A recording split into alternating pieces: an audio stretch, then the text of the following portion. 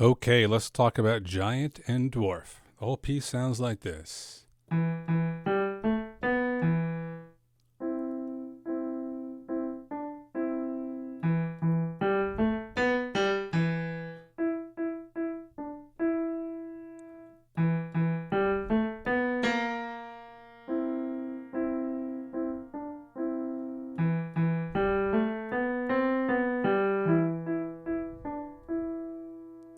And we're just going to take it a little bit at a time.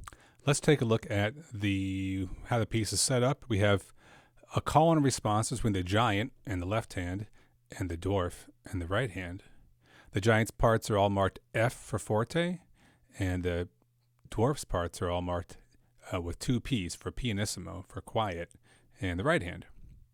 The left hand starts down on an E, and the first notes are E, G, A, and B. We're going to use just those notes for the first two phrases the left hand plays. The first left hand phrase starts down on E with the pinky finger, and it goes E, E, G, A, B, E.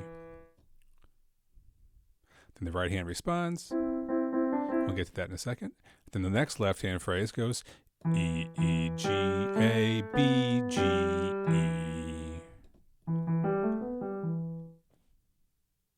And the right hand responds, and we'll get to that in a second.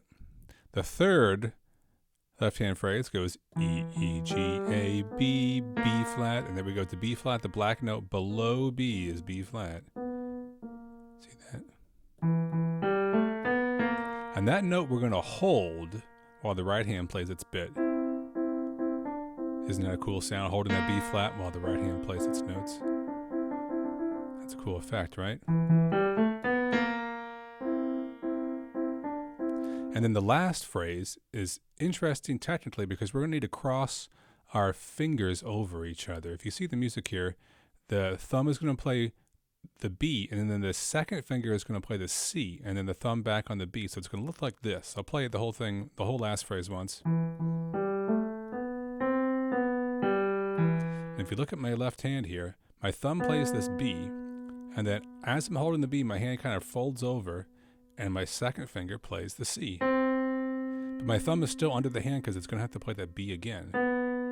So it's like you could even practice going back and forth between B and C, and your hand's going to look like this with your thumb under the hand and your second finger playing the C. It'll look like this. B, C, B, C, B. If it feels hard to do, don't worry, you can get used to doing that.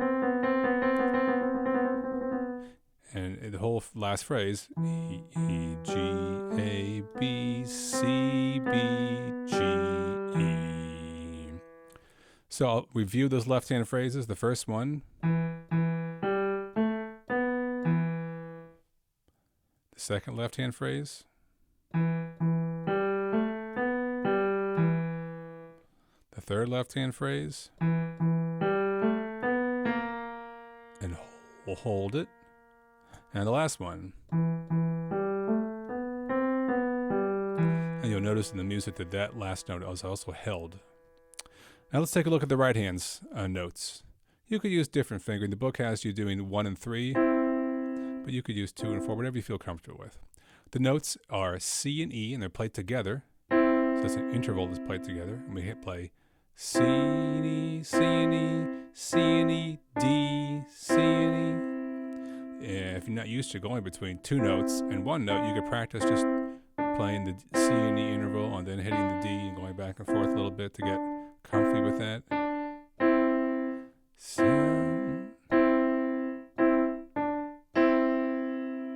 That's how that looks. The next right-hand phrase is E, E, E, D, E. That might be the easiest part of the whole piece is that phrase. E, E, E, D, E. Now, if you look at the music, you'll see that the third phrase that the right hand plays is the same as the first. C and E, C and E, C and E, D, C and E. And you'll see the last right hand phrase is the same as the second one. E, E, E, D, E. Once you feel comfy with those right hand phrases, you can put both hands in the piano at the same time and try to play them. You'll put your right hand, so your finger's ready to play C and E. And make sure you have a finger left over to play that D in between them. And put your left hand where the pinky is playing E, and you play the whole thing.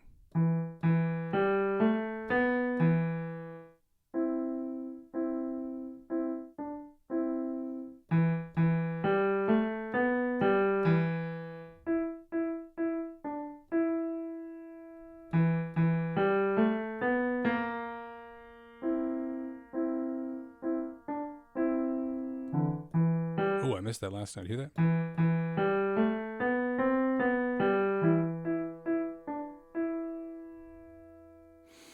And you can try to pay attention to those dynamics to play loud on the giant's parts on the left hand and quieter for the right hand parts.